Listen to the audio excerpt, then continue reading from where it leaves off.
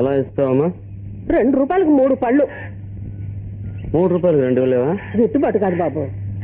3 రూపాయలు 2 గిట్టుబాటు కాదని చెప్పానుగా. సరిపో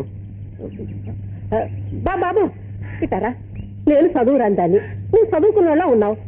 నేను 2 రూపాయలకు 3 పళ్ళు చెప్పాను, నువ్వు 3 రూపాయలకు 2 పళ్ళు అడుగుతున్నావే. నీకే కదా నష్టం. అలాగే అడిగాను. ఇలా చూడవా, నాకు మోసపోవడం అలవాటు.